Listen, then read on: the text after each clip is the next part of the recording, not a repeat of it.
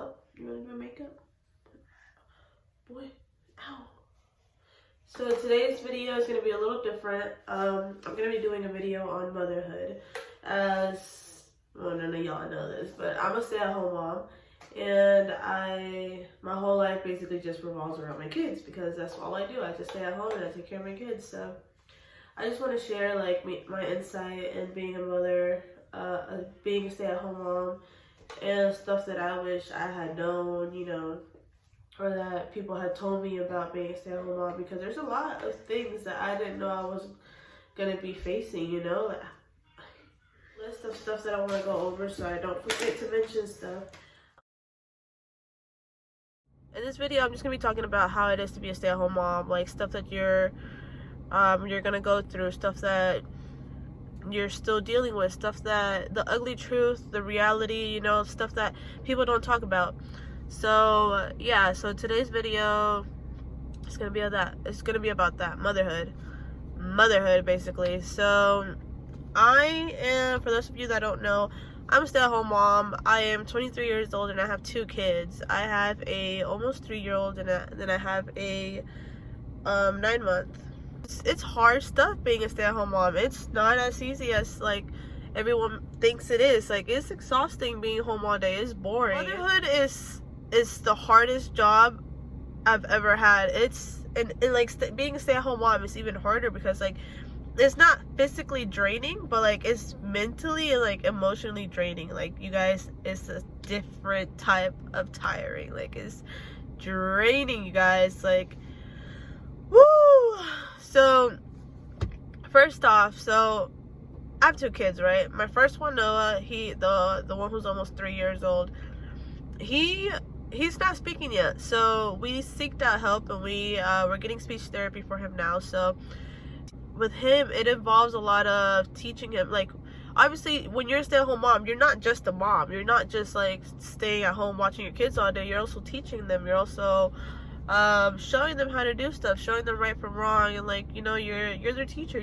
They learn from you. So being with him, you know, I've had to learn how to help him speak, how to help him communicate with me, how to help him, you know, like with his speech therapy, stuff that all of that includes. And then also he also has help for his sensory. With sensory, he seeks a lot of deep pressure, if that makes any sense. If you don't know what I'm talking about, then you're probably not gonna understand, because like when they first told me all that, I was like, what? Like, I thought that was just like regular kid stuff, you know, because like my kid would run into cabinets, he would like to dig under the pillows and like dig himself into like tight little spaces, and like I just figured like, oh, well, that's just kids shit, you know. But apparently not. Apparently it's like a sensory malfunction or whatever the fuck. But yeah, so he's seeking help for that.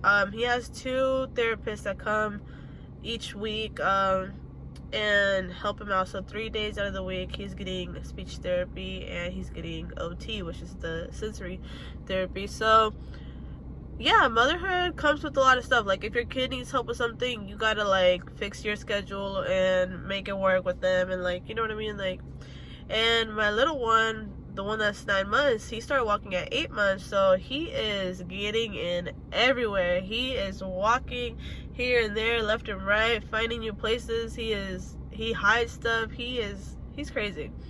So yeah, so those are my 2 kids, and that's what I be going through. With those 2. Number 2 is lifestyle.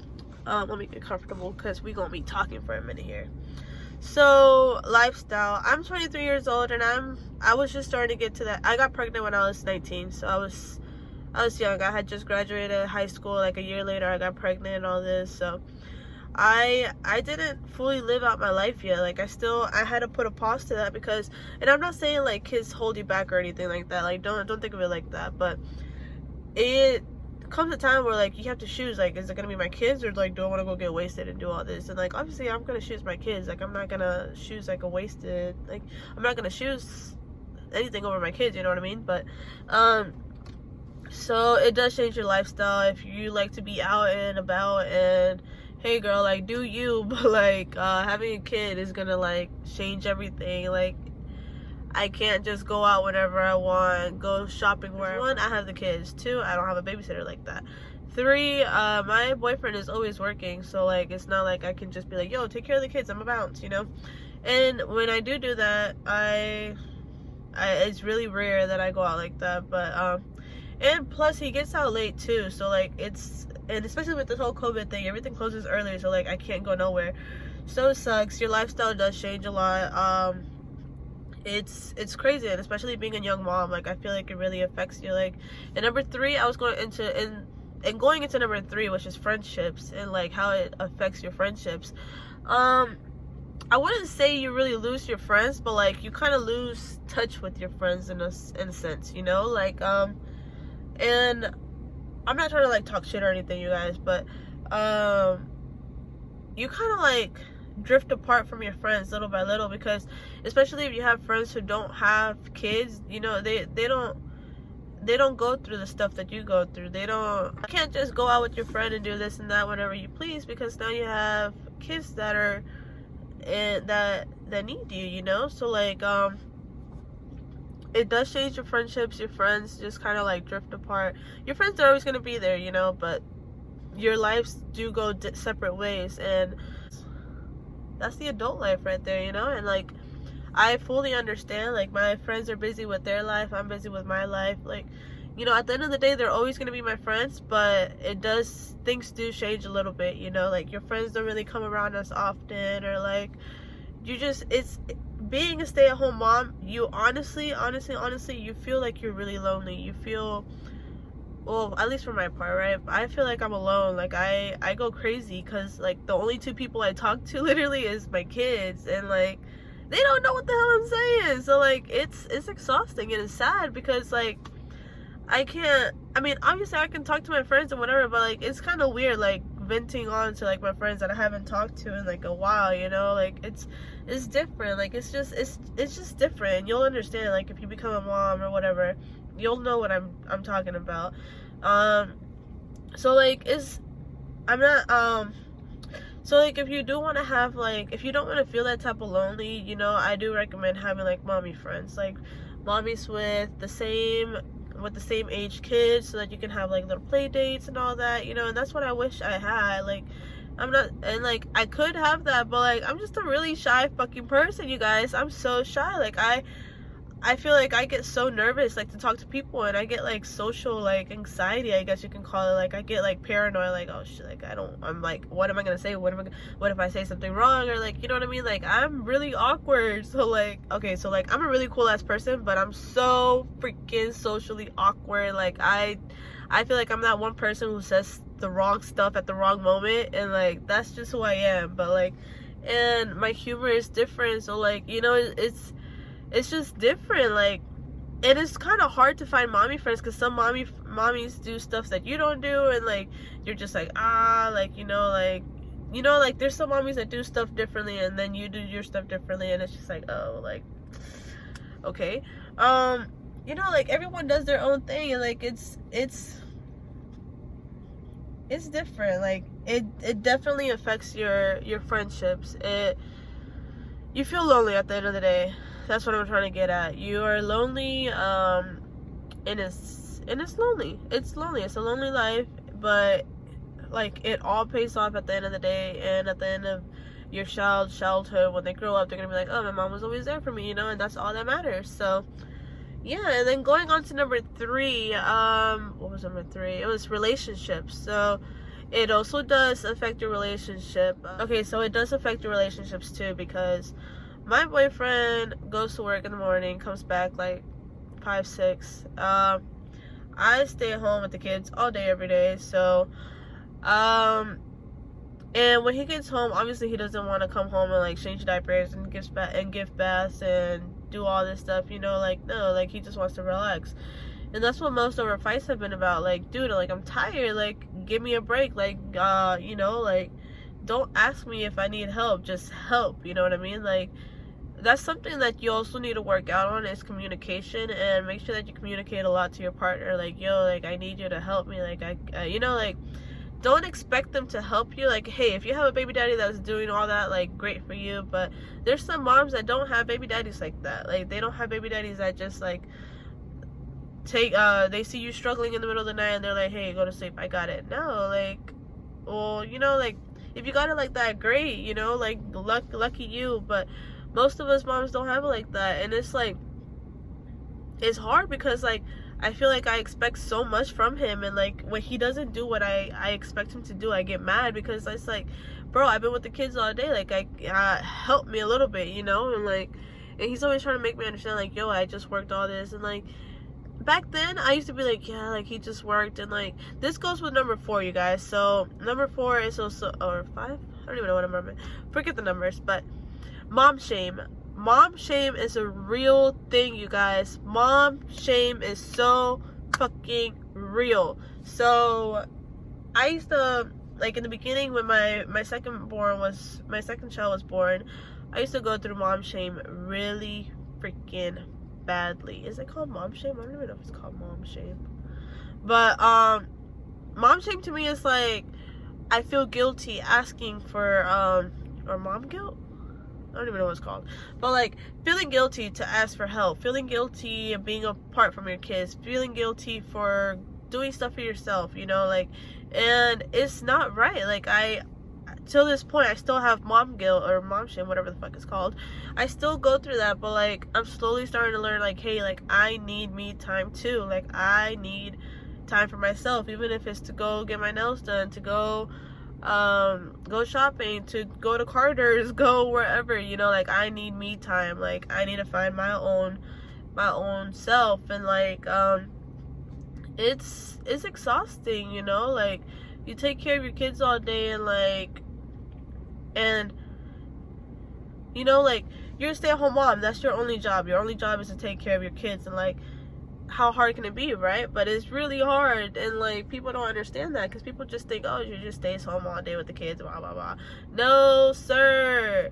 When you stay home with the kids, it's not just staying home and taking care of them. It's cleaning, it's cooking, it's running errands, it's taking them to their appointments, it's everything. And cleaning up every 5 minutes, literally every 5 minutes, cleaning every 5 minutes, because kids are messy. Kids are so messy.